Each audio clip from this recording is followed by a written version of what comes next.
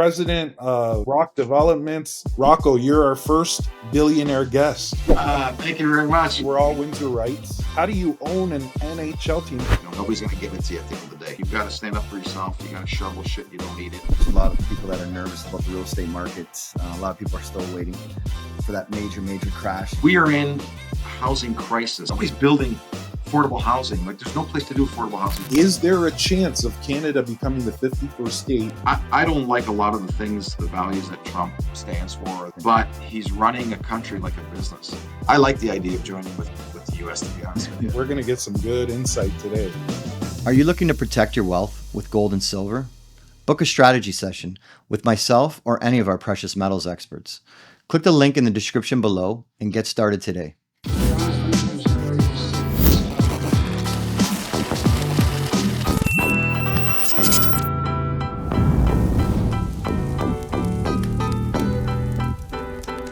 We'd like to welcome Rocco Tullio to episode 25 of the Gold Awakening podcast with Michael Piccioni. Rocco Tullio is the president and owner of Rock Developments, as well as the owner of Oshawa Generals and the Ottawa Senators from the NHL. Rocco, you're our first billionaire guest. Welcome. Thank you very much. Glad to be on. Yeah, it's new. We never had a billionaire, but we talk about money like crazy. So we're going to get some good insight today. No problem. I'm glad you guys have me. Sorry I took so long to connect, but I'm looking forward to today's call. And Windsor native. We're all Windsor rights. Of course. So, yeah, well, I grew up with Michael's brother and family. They used to live across the street from us on Campbell. Oh, wow. Yeah. Yeah, and you're from the hood. You used to hang around my brother. I remember you coming to my house. Yes. It's a small world. It's an incestuous world. Everybody just, it's great to see everybody doing well, and get to see everybody at the parties half the time, and so it's good. No, that's awesome, and we're so happy to, we're looking forward to this. You're a special guest here. Thank you. We want to hear about it. So, how does Rocco Tullio become president of Rock Developments? How do you own an NHL team? Where did it all start from? Like, we want to hear it all. Well, you know what? It was funny. I was talking to somebody who was struggling in school, and we were talking about it. And I said, you know what? Up until probably grade 7, I had struggled in school with, remembering and memorizing and all this kind of stuff. And because it wasn't important for me, I was like, how do I get out of school fast and try to figure out how to make money, right? And it was always my goal. But I always had a passion for hockey. And it was funny. My mother actually taught me how to memorize and recognize certain things. And I remember we were sitting there in the room, and I was struggling just with memory, and marks weren't great. There were C's and all that. And grade 7, we were doing a biology test. I'm like, Mom, I can't. And the old Italian moms were like, bang, I got a backhander in the mouth. I'm like, whoa. And it's like, but she says, don't ever say you can. I'm like, bang, here's another one. And I never used the word can't ever again in my life, but she taught me a lot of things, like just how to memorize and just certain things. And I remember going back, I did that test. The teacher pulled me aside and was like, did you copy off of somebody? And I didn't know why. She says, you got like almost straight A's on this test. I'm like, what? Really? I said, no, my mom just taught me how to. So my mother and my father instilled, basically, I don't recommend that for teaching tools moving forward, but my parents, played a big integral role in my development in terms of values and the importance of family and hard work and all those kind of good things. And I held true to those. There's tons of opportunity in life, but I try to stay the course, and there's no way of getting rich quick, right? You hear a lot of the stories about people investing, but really those are the minority. It's hard work. It's no different than you guys. You guys are successful because you work hard and you grind it out every day. So, and the other thing is, I've always had good values and good morals, and I don't deviate from them. I mean, I don't want to get into business with a partner that I'm going to have to worry about down the road, or an investor, so on and so forth. So those have been good things, but I outwork people. That's basically what and one of the biggest things for me, I remember I was doing a deal with McDonald's in Grand Bend, and I looked and they had a book on Ray Kroc, the founder of McDonald's, and one of the things his key thing was persistency pays. And I'm like, oh my gosh, that's like, I was more called a pain in the ass because when I sniffed the deal, I was persistently pursuing it and wouldn't accept no. There's always a way to do a deal. Let's figure it out. If you've got a willing combatant on the other side, let's get creative. Let's figure things out. So the persistency paid is something that's always been with me, and I value it, and it's bode well for me in all my lines of work, whether it's the hockey business or the development business. That's it. I started with the bank. I started selling insurance and realized early on that that's a tough racket selling insurance, and you got to be a special individual to be able to do that. Moved on and graduated to the Bank of Montreal in the lending, and I basically learned a lot there as a manager, and got my accreditation to be able to approve stuff.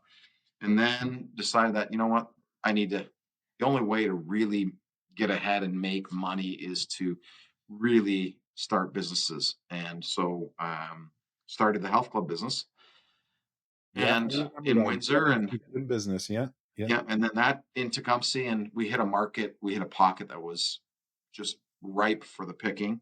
And then I said, you know what, in the next 10 years, we have to merge in order to kind of monopolize the area. So we merged with my neighbor, my good friend, Barry Zuckelman. And then we ended up buying Al out from Total Fitness, and we monopolized the area. And then we put it together because I said, look, if we do this, then eventually, and we can control and own our own land, we've got a monopoly in every area. It'll keep competition out, but more or less, when we decide we want to sell, we can go to a big company, and which happened. Good Life ended up buying us out after 20 years, and then I got into the land development business at the same time, realizing that was good cash flow, but I needed to grow my net worth. So the only way to do that was to. My dad was in construction, so I decided that I love developing and I love designing and architects and all that kind of good stuff. And just started very small, and then you know yeah. Gradually got bigger and bigger. gradually continued. Build it, sell it, buy two, build it, sell it, buy three, right? And just kept using that formula and 20 years ago, well, more than that, probably almost close to 30 years, it was easier the way that it is. I mean, so it was so much easier to find tenants, so much easier to navigate through municipality approvals. Now it's gotten so difficult. But I built a good relationship with a lot of my tenants, and I've got a good reputation out there. And, so they call me all the time. You want to do this for us here? You want to do that for us here? And so it's worked out, and I've been fortunate and blessed, and um, that's it. So just it's hard work. I mean, there's no easy way at the end of the day. You just got to have somebody believe in you, and then you got to take the opportunity and run with it. For sure. By the way, The Founder, that's one of my favorite movies about Ray Kroc. I don't know if you've seen it when Yeah, Michael Keaton plays him. yeah, yeah. I've watched that movie like 10 That times was a already. little more. That's a little more ruthless for me, Yeah. but but yeah. I mean, the thing is, and I tell this to my kids every day, right? I mean, you've got to stand up for yourself. You got to shovel shit. You don't eat it, and you just got to outwork people. Yeah. Nobody's going to give it to you at the end of the day. Mhm. You're not going to walk But in you the room. gotta have some vision too. Like you had some vision, especially, the groundbreaking, the gym industry that was way ahead of its time. Um, and Yeah, then, and then you got into your passions, right? After the development, you got into hockey, which I'm sure you were a big sports guy. yeah. Um, I mean, we bought the General 17 years ago, and I remember we walked. I stepped off the porch right into a pile of crap. To be honest with you, yeah, the company was heavily in debt. Owner was doing things that typically shouldn't be doing, and it was just a mess here. Like the tail was wagging the dog, and I walked in. I'm like, wow, this isn't. I don't know what this is supposed to be. Like I run a business, you run a business, right? It's yeah. simple. It doesn't matter whether it's hockey or whatever. I mean, you got to hold people accountable, and you got to hire the best people in those avenues, and everybody kind of stays in their lanes, and you go. So Hmm. I was supposed to just, I bought half, and I'm like, I just gotta sit and relax and watch this. Well, 8 months later, we're firing everybody and buying out my partner and taking things and trying to right the ship. And I remember my dad was like, "Man, why do you want that aggravation?" And I paid a lot at the time. We paid based on a valuation of 12 million. That was 17 years ago. It was unheard of. For the But Oshawa Generals? yeah, Wow. Yeah, that is a lot. That's more than I thought. yeah. But we had $4 million of debt, so I was like, "Hey, I can." I bought half, and then Adam Graves and Pete DeBoer came in with me because I needed somebody to create instant credibility in the hockey world because nobody knew me, right? So we did that, brought in the right people, fired and really restructured everything and changed the culture on how we saw it. And it's a lot of heavy lifting, right? Caring.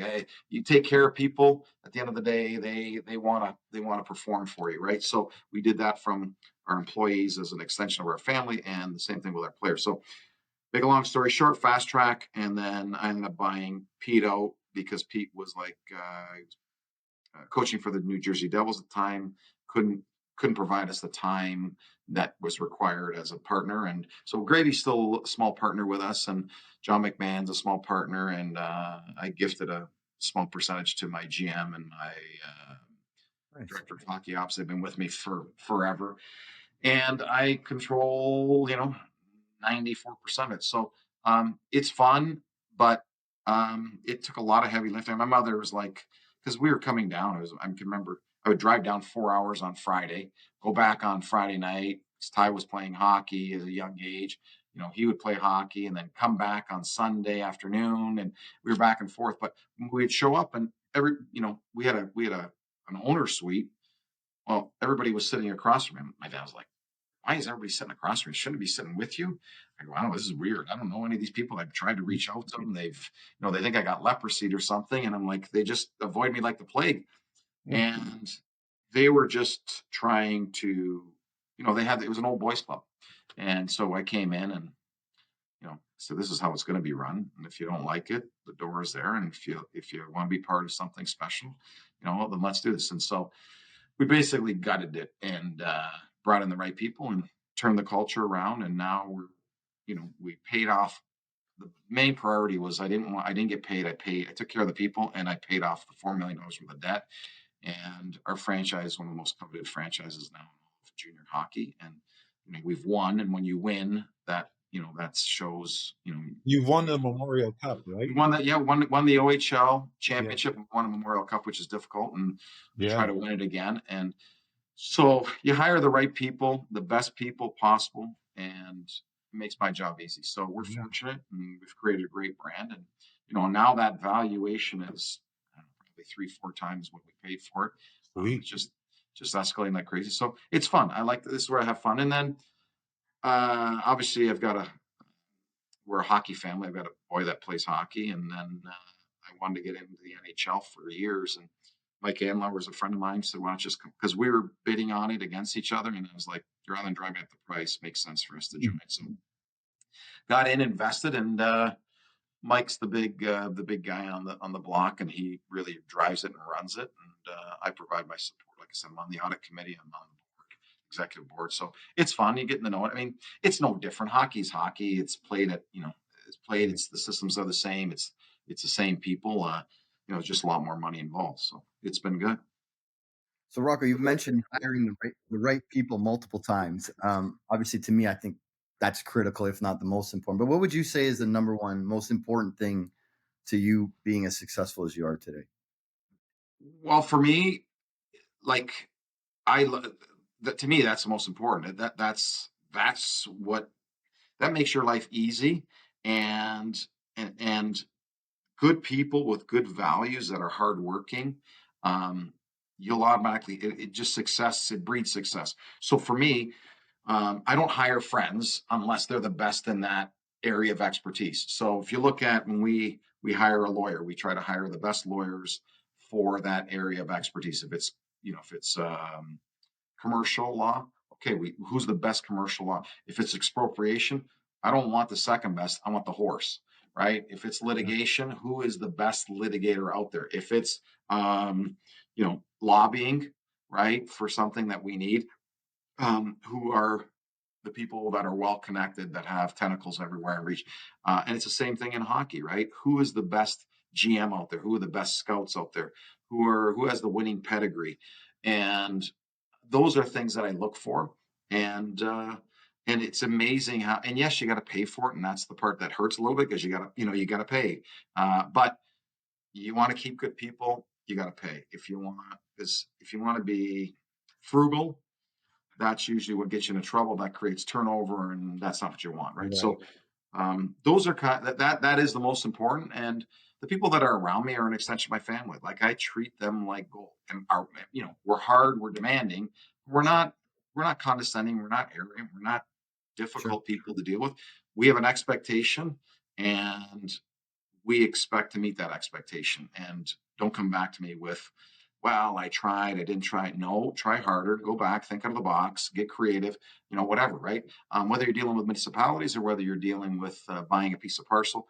Um, and that's what I think what makes us successful is that the big organizations like Canadian Tire and Sobeys and Loblaws and TJ Maxx, they call me because they know at the end of the day I'm no nonsense. If I say something, we honor it and we deliver, and they can call me, pick up the phone, it's always on, I respond. It's not like, oh, you send a text and 3 days later you get a response back. That's not how if you text Josh today, he'll respond within 15 minutes unless he's at church or at at a funeral or at a hospital. So and that's you build your reputation one at a time. And it's funny because it's an incestuous business. So the people that I used to deal with at PetSmart are now at Costco. And Mm. so, you work with them and then they, hey, Rock, you know what? And they introduce you there and then you go from there. And the people that were at Winners are now at, was Kara and, the food brand company and whatever. And, I did what's the one? I'm just trying to think here. Slipped my mind. Development. You're mostly commercial real estate, right? Like 90%, 99% of it's commercial. We do some office, but I'm staying away from office right now. I think it still has lingering effects of COVID.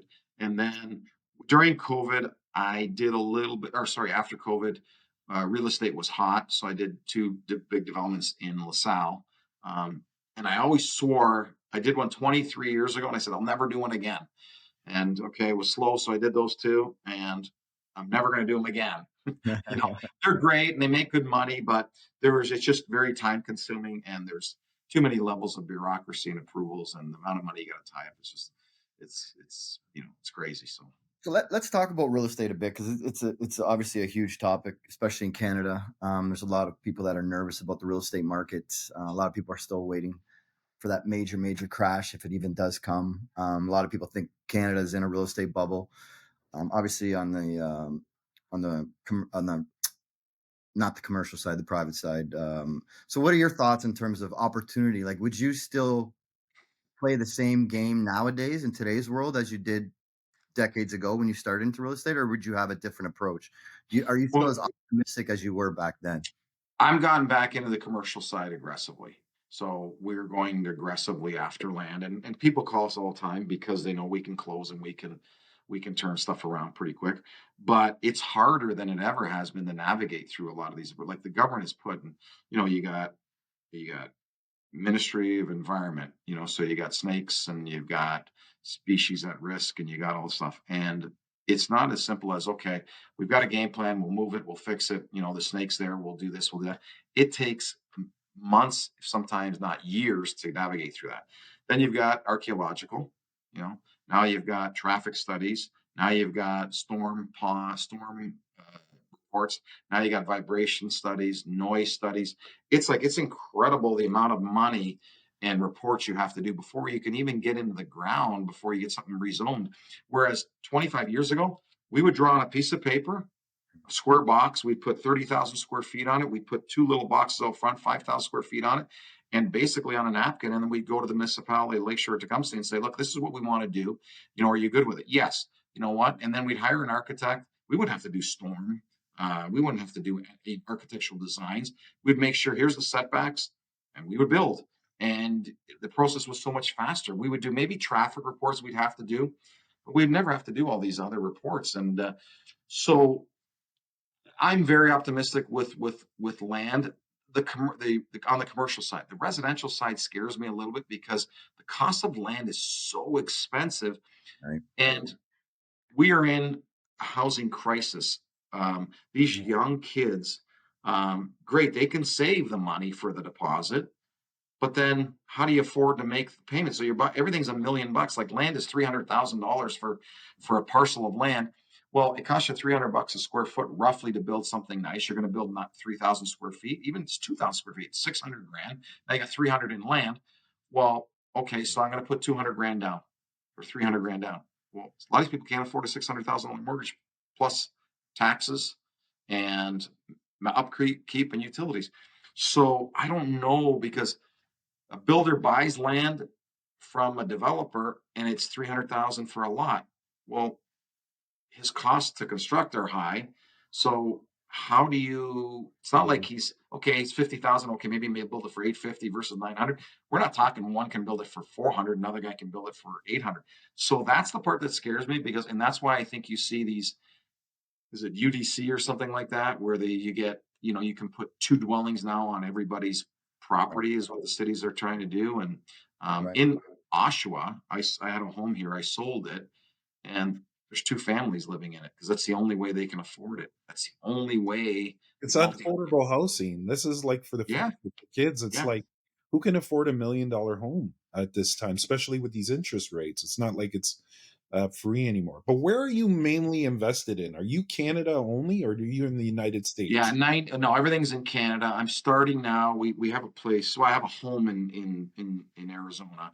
Um, so I'm starting now to divest a little, not divest, invest in some opportunities there in the U.S. It's incredible the opportunities are there, but they're same thing. Like, there's some great corners in Scottsdale. They're like, I don't know, 4 or 5 acres. So I looked at it, it was $25 million to US. So add another 42 cents on every dollar, but one thing I've recognized, because I've been on a not commercial, it slowed down for the last couple of years.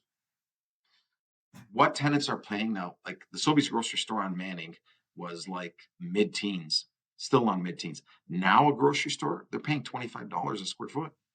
It's like, crazy. I used to do restaurants, 25 to $28 square foot. They're paying $45 a square foot now. Wow. You know what I find crazy, Rocco? I've been looking for some property for quite some time now. There's not a lot of commercial real estate available, which is shocking to me, considering, I mean, a lot of people complain about the economic slowdown, but the reality is and why is there a lack of new commercial development in Windsor specifically? Because it's shocking to me to not see really not a lot of things pop up, specifically because we're full. Like there's not a lot of opportunity out there. Well, we've tied up a big commercial development behind the existing Home Depot there, and we're doing a big commercial development there. Oh, But nice. there's one on Banwell. Banwell is in Tecumseh and the Expressway. Yep. There's whatever. But again, services are a problem, right? Who's paying for it? It's phased, right? So it's probably a 5 to 15 year project because they got residential, mixed use, and commercial. You go to Lakeshore, they're closed for business. They don't have sewage capacity. They have Right. no sewage capacity, so they're shut down. And really, if you look at where the hotspots are, it's really Dougal and Cabana, it's Walker Road, it's Manning and the Expressway, and then you got the Tecumseh Road corridors. But you look at Tecumseh Mall, right? It used to be the hotbed. It's not quite like it used to be, right? The demographics have changed. So um, Windsor, I think, is pretty much over retailed. You may be able to play a shell game and move some, they're going to move from here and they're going to relocate here. But for the most part, I mean, there's lots of opportunity for small box, but the big box is really, really not here. No. You go to Markham, same thing, guys. Like they want 2 million an acre. You go to Milton. I had a development in Milton. I sold it. You can't find it. Go to Cambridge. It's you're landlocked. You got to start going out, and you got to start buying land 5 or 10 years out, right? But then again, in small markets like Bell River, you're not getting the big boxes. You maybe get a Canadian Tire to serve those kind of markets, but you're not getting TJ Maxx and PetSmart and all that. So you got to start going towards the GTA, and that's where the growth is. The Londons, the Guelphs, the Kitcheners. But again, you're right. There's small. You got to now. There's small pockets, and really the way to be successful today, because it's so expensive to buy raw land and build it.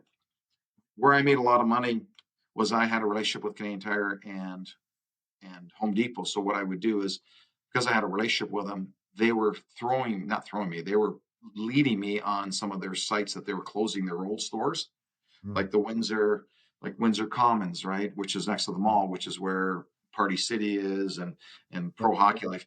Gotcha. Nobody wanted that. Nobody wanted. So when I was doing a deal with Home Depot, they said, "Rock, you got to take this land off me." I said, "Okay, no problem. Um, here's the price I'm prepared to pay." I think we paid like $5 million for 100,000. It was ridiculous. It was crazy. And I set up my own terms. I did what I want, but I had before I did that, I had winners in my back pocket. They called and said, "Hey, can we have lunch? We want to do winners here, but you got to get another tenant." So I worked with Yisk. I got them, and then the mall went crazy, but I stayed because they had restrictions on it. So there, you'd have to pay development charges, and I sheared off the face, used the structure, and turned it into what it is today. That's the way I think development is going to start going, is buying old buildings, old locations, because the development charges in Toronto and Vaughan, I mean, they're freaking $50 a square foot, guys. Like, it's stupid. So I think redevelopment is going to come to the forefront. And where a lot of the new commercials coming is these home builders are buying 500 acres, and what they do is they segregate, 50 acres of it for commercial on the corners, and they create the demand because they're bringing, they're building 2,000 homes there, schools and all that, and guess what? The commercial follows. So that's how they're creating those nodes. But you're right. It's a very limited market out there right now. If you think your money is safe, think again. Our economy is on the brink of total collapse. Think back to the 2008 financial crisis. Inflation skyrocketing, stocks tumbling, and banks on the verge of collapse. Sound familiar? It's not just history, it's a warning. And ignoring this warning could be the biggest financial mistake of your life. In 2008, gold and silver were by far the best performing assets. That is why now is the time to invest in precious metals. At Can-Am Bullion, you can order both gold and silver directly from our online store. Can-Am is also an authorized dealer with the Royal Canadian Mint, so you can be rest assured that you are dealing with a reputable bullion dealer. Do you really want to wait for an economic collapse? Now is the time to make a smart and informed decision and protect your wealth with gold and silver. Click the link below to book a consultation with myself or any of our precious metals experts. So where are you growing right now? Where you said you're heavily investing right now into commercial. Are you in the GTA area? Is that where you're looking? We're looking everything so we've got a big development going on in Windsor. I'm hoping by March I can make an announcement there. Okay. It's huge. It's going to be huge for Windsor. We're working on some stuff in Cambridge.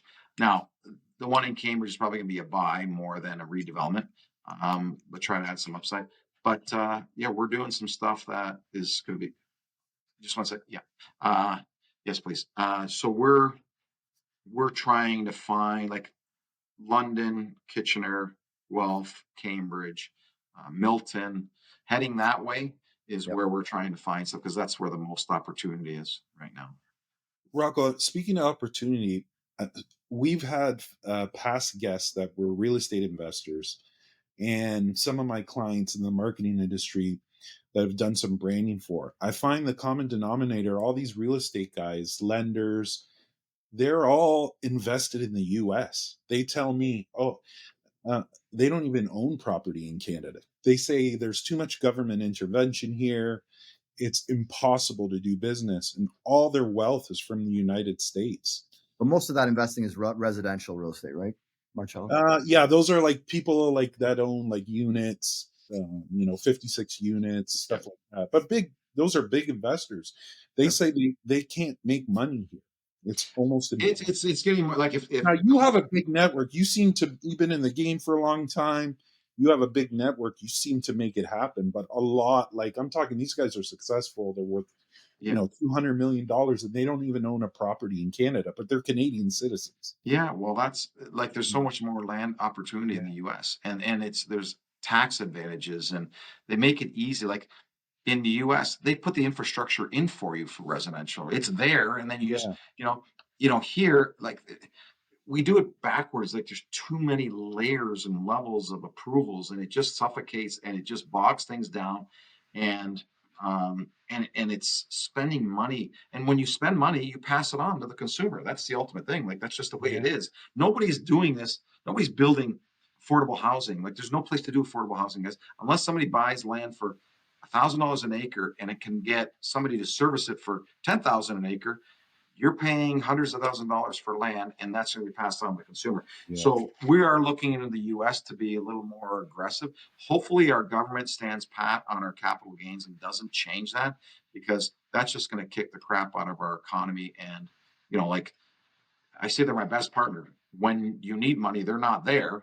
But when you sell, the government's got its hands out and has provided no value. And by the way, give me my land transfer tax on every time we flip this land. And by the way, oh, you made $5 million. Great. Give me my cut, which is, million, two, whatever it is.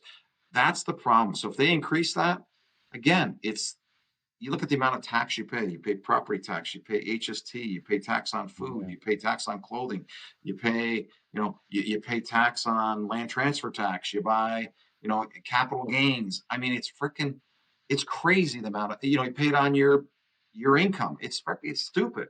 So the US, I like the idea of joining with the US, to be honest with you.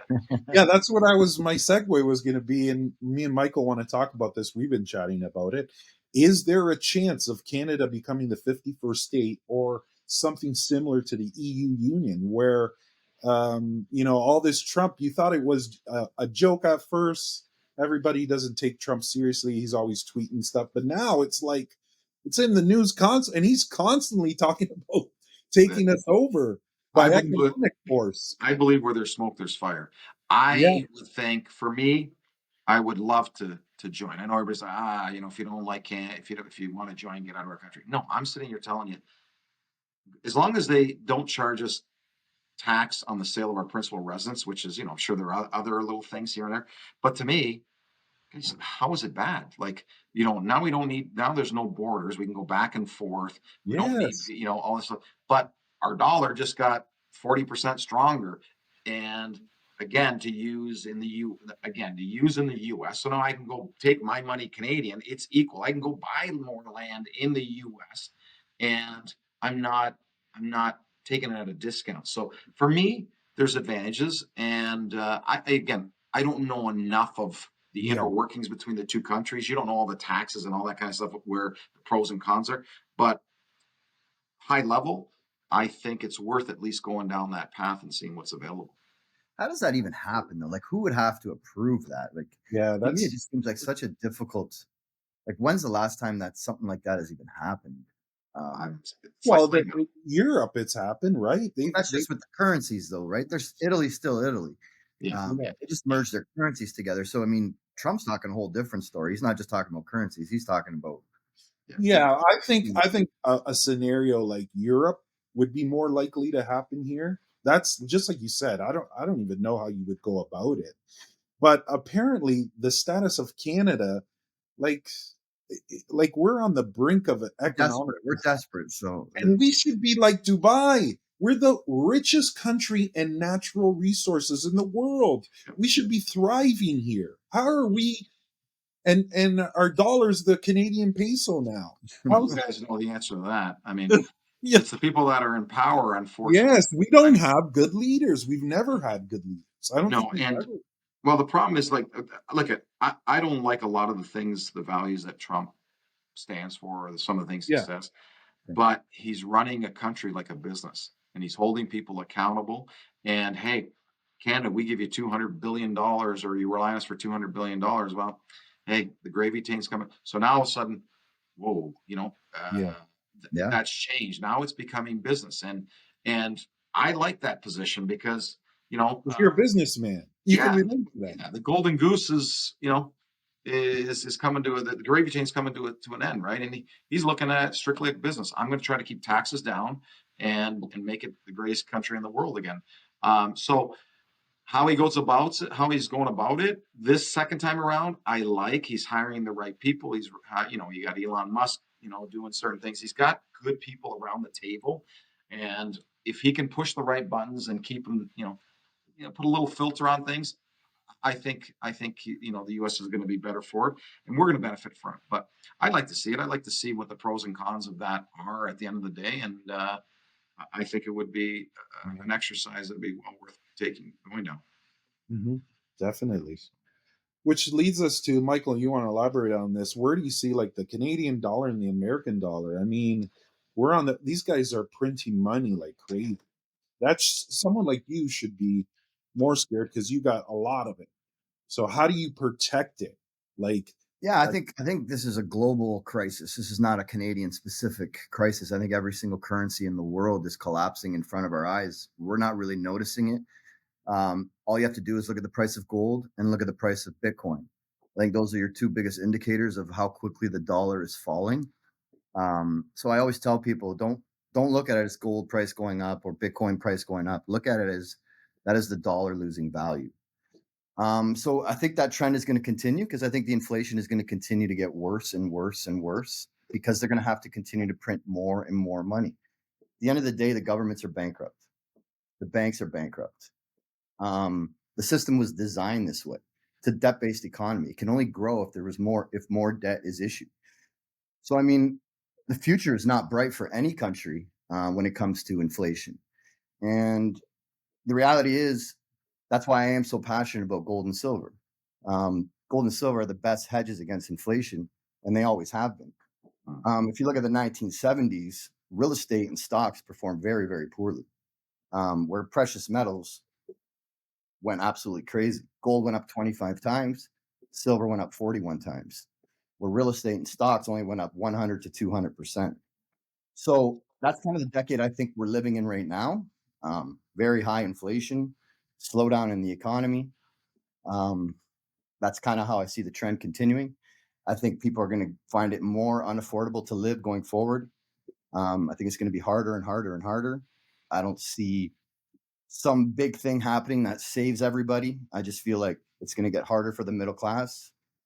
And I think the only way to protect yourself, honestly, is owning real, hard, tangible assets.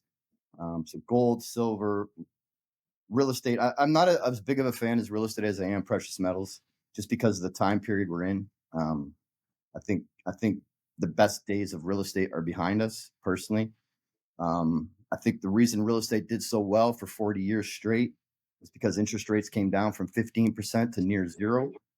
And now we're seeing that reverse. And we saw interest rates start to rise and real estate got crushed. And now they're starting to lower rates again.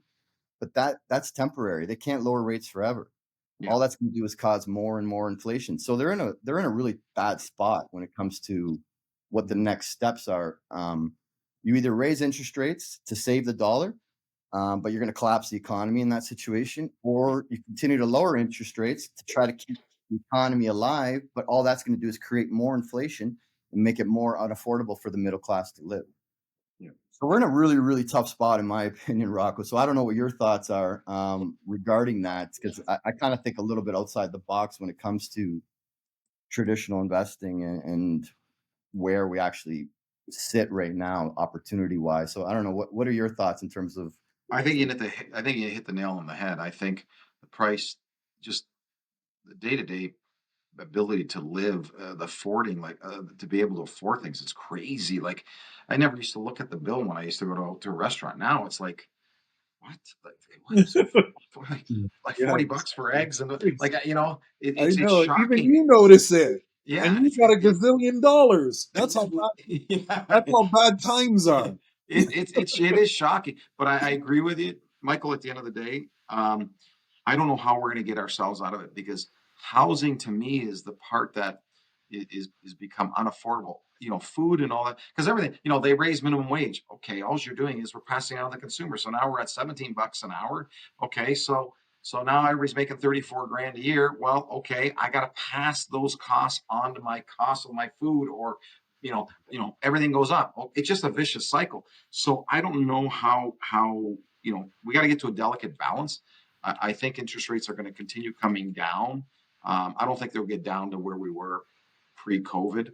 I don't think we're going to get down to 2.5% in terms of commercial, but I think rates could probably get around 3 3/4 to probably 4 for 5-year money, which is good. Like I was at the Bank of Montreal, because I was lending out money at 12% for 5 years for mortgages, and nobody balked at it. I'm like, we were at 6.5. People were like, oh my God, they were screaming, I can't buy it. It brought our whole economy to a halt. Yeah. So I agree with you. I like diversifying. I don't play the stock market, to be honest with you. I like buying prime pieces of land that are trophy sites that I know will stand the test of time. But my son has got me looking into crypto, and I don't understand it, to be honest with you, at all. I mean, like, can I take it out of my wallet and pay? He's like, so he dabbles in it a little bit. I do like the gold situation, and I got to start taking a look at that. And maybe Michael, I'll pick your brain a little bit later on that, because I do think precious metals are important. But I don't know. I mean, That's we're, crazy. we're I 100%. really think we're living during historic times. I mean, some people argue biblical. We don't know. We'll find out soon. But I really do think, and when it talks about the global reset, financial reset, are you on board with seeing something big coming in the future, where whether there's a collapse in the banking system, a collapse of the dollar, like you see something major like that down the pipe Well, here? our dollar's taking a beating. They asked me. I said, I think it's going to get to 50%. I remember when it was 50%. My wife was a nurse in the U.S. 30 years ago, and I remember taking her money, and I was like, God, it's 50. She's just getting 54 cents on the dollar, and that's how I was able to start the land development business, because of we cashed out her pension, and I bought the Sobeys on Manning Expressway, and I remember buying the land. It was $365,000 an acre, and I remember a famous developer called Mario Valente and said, "This guy's going to go bankrupt. Is he crazy?" He was offering 250. I'm like, "Hey, whether you pay 250 or whether you pay 365, eventually that value of the land is going to catch up over time." So I go, and if I get the right tenant, as long as 2 + 2 is 4, and I'm bringing in 6, I'm okay, right? And so it worked out, and that was always my philosophy on different things. But that was 54 cents on the dollar, and I think trust me, we're getting it handed to us in Ottawa, because we pay everybody in U.S. dollars. So every 1% that goes up, so we're trying to hedge. We've been trying to hedge for, I think, a few months to get ahead of it. But I don't know. I don't know what the answer to all this is. I mean, we've got to get the right people in place to run our country. Yeah, that's step one. But the problem is, then you got Pierre coming in. I mean, a lot of people are very optimistic. He says a lot of right things, but at the end of the day, he's another career politician. How much faith can you have in somebody like that? He's not a businessman. He's Well, you got to try anything different, right? Our Liberal government has been there for 12 years, and I think anything is better than what we have. anything is better. Exactly. We could put a pylon in the exactly. And I like Ford. Like, I'll be honest with you, I love Ford. I mean, he's a business guy, right? And he gets himself a little bit into trouble, but his heart's in the right spot, and I think he's done a lot of good things. And but we got to start going. Like this hospital has been freaking talked about for get it. It should be built. Like, if you private, it's stupid. It's crazy. Doesn't make sense. Well, Windsor's got a lot going for it, right? We've been talking about this the past 5 years. We got the new bridge, right? The Gordie Howe. We got the new hospital that's coming, whenever it's coming. The battery plant. I mean, there's a lot of the Amazon. Yes. There's a lot of good, during these dark times. Windsor's been thriving. And Windsorites are hardworking, loyal people, and we're good. Like, I still think we're a hidden gem. We're so close to proximity to Detroit. But you look at Detroit 15 years ago, and I wish a buddy of mine, Marty Pathak, was like, "Rock, we got to buy some land." I was like, I got my hands full here. I don't want to get there. I don't know it enough. Oh, I kick myself every day for not buying. You could have bought those office buildings for pennies on the dollar. Now you look at that downtown, it's vibrant, it's booming, it's going. But again, what drives commercial and what drives office is residential in that downtown core. That feeds everybody, right? Like our downtown core, my wife's like, "Why don't you do something with our downtown core?" I said, "Well, you need industry. You need Amazon to come down here, and Google to set up shop with 3,000 employees. Now I can go and do residential. Now I can bring in all these, nice steakhouses." But you need help from the government. You need to incentivize these people to come there and say, "Listen, taxes are too expensive, guys. Our taxes are too expensive." You could tell them, but say you don't have to pay taxes. You don't have to pay rent for 5 years. Just get them here, and then in the long run, then it'll attract guys like Well, you. that's what they did with the battery plant, right? Yeah, So I agree with you. that's the But only way to save downtown Windsor. That's the well, only way. guys, Oshawa's the same way, guys. You come down here. Oh my Yeah, God, we got the meth clinic going. It's bad. It's really, it's insane. young kids. It's you come down here, it's like zombies. And Yeah, I it's don't insane. mean that. I've asked our mayor. So look, we want to be part of the solution. Let us figure out how to do this because giving a meth clinic, I get it, but we've got to put that in a different area. And the other thing is, like you come down Simcoe Street at 11 o'clock at night on a Friday and Saturday night. There's got to be 50 to 100 young people that don't even know where they're at, guys, and they're just doing it It's openly so in sad. public. It's freaking freezing. It's freezing. It's 20 below. It's freaking sad, right? We have to figure Windsor's out a just as solution to bad. our downtowns. Edmonton's the same way, right? I mean, Oshawa's the same way. And the Windsor's the United same way. States is no better Yeah, too. Like yeah, San Francisco yeah, went to shit. yeah.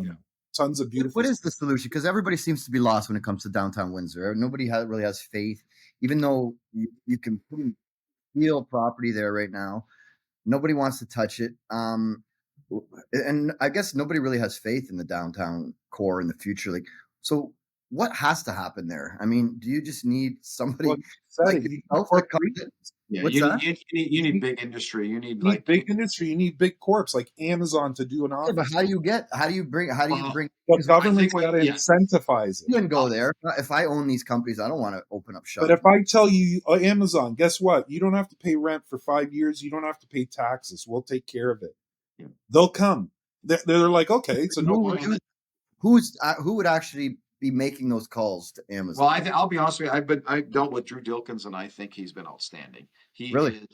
He's been outstanding. Like this, I'm hoping we can make an announcement in early March on our development. But if it wasn't for him and the support from the city of Windsor, we would never have been able to make this happen.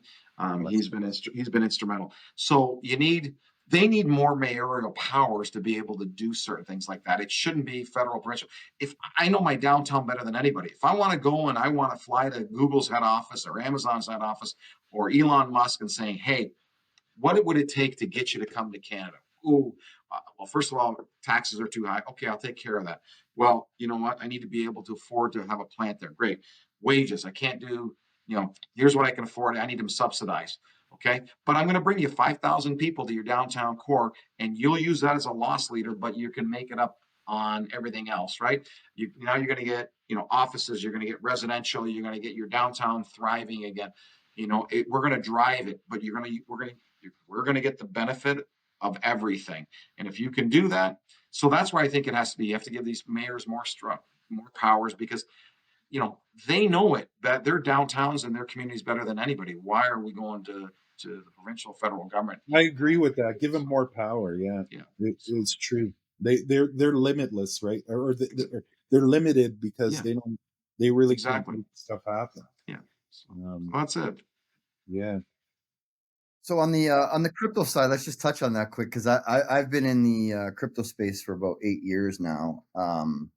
So I am very passionate about cryptocurrencies. The main reason I'm a fan of Bitcoin specifically is the scarcity side of it. It's even more scarce than gold and silver. By that I mean there's only 21 million Bitcoin that will ever be produced, and so in 1,000 years from now, there will still only be 21 million Bitcoin. So that's the most scarce asset in the world, in my opinion, because more people are rushing into cryptocurrencies, specifically Bitcoin. You got the United States, Trump being a huge advocate of it. The United States government's going to start buying it as a reserve. The Canadian government likely will follow suit.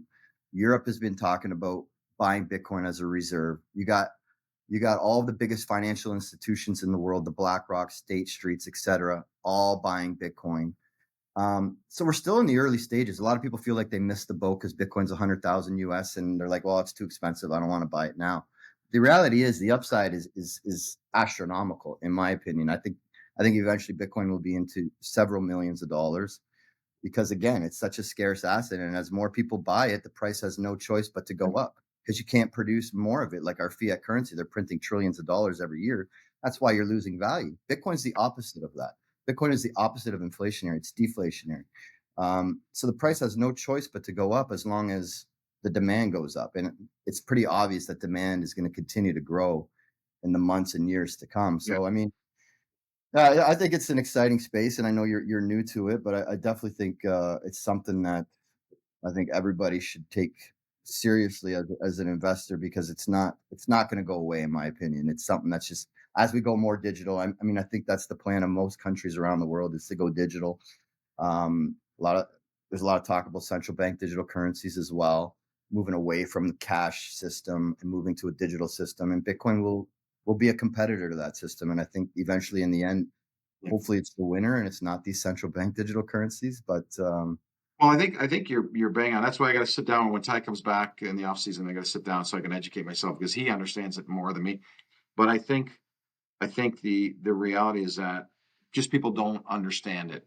If they can understand it, then I think, like, you look at Ty said to me, it's for $60,000. You should buy it right now. Ooh, 60,000 for one. right. He said, I'm telling you, buy it. I'm like, no. As soon as the election happened and went to 140, he came. He's like, I told you. Now, hey, I know it's back to 100, but still, it's like, Yeah. Now again, if Trump would have lost, does it go the other way? So it's volatile, and I think until people it becomes more of an accepted currency, I think it'll always be volatile. But I think eventually, it may take a little bit, could take another 5, 10, 15, 20 years, but eventually it'll become an accepted currency where people will understand it more and not be afraid of it. Exactly. And I think that's when the banks start becoming a bigger part of Bitcoin, because right now they just push against it. They don't want to talk about it anymore. But eventually they'll hold your Bitcoin. And when that happens, I think it'll take Bitcoin to a whole other level. 100%. I agree. I think it'll stay more of an asset, because why would you want to get rid of your Bitcoin if it's going up, up, up, up? You don't want to use it as a currency. I think these other currencies that are coming into the game, like XRP and all these other ones that Michael knows a greater knowledge of, I think those might be used as a currency, because a Bitcoin, I would call Bitcoin a long time. I would call it digital gold, Bitcoin. It's more of a store of value than it is a currency. There's better versions of Bitcoin when it comes to currencies, faster, cheaper to use. So I think those, like an XRP, for example, it's a lot faster, cheaper to use. So who knows what the winner is going to be when it comes to the currency side of things. But I think Bitcoin will always be around as a store of value, because that's what the big money's going to want to buy. The big money's only going to buy Bitcoin. So that's why I feel like it's governments, I agree. Funds, hedge funds, that's what they want. They don't want to play around with it. It's already high risk enough. Bitcoin. No, I agree. You don't need to get into the smaller ones, per se. No, I agree. So, all right, Rocco, I know you're a busy guy, so I don't want to take all your time here. No, I appreciate you guys having me on. Oh, I appreciate you coming on the podcast. It really means a lot. I appreciate. Well, you guys send me your contacts too through email, because when I'm back from AZ, I would like to pick your brains on some stuff. So, it'd be great. Okay. Awesome. Thanks, Rock, and good luck this year. Thanks, boys. I appreciate it. Come to Oshawa or Ottawa. Let me know. Love to have you. Hey, when you fly us down in the box there, the owner's box, I can't wait to. Planes are tight right now. There's no plane. Thanks, guys. Thanks a lot, man. I appreciate you having me. Take care.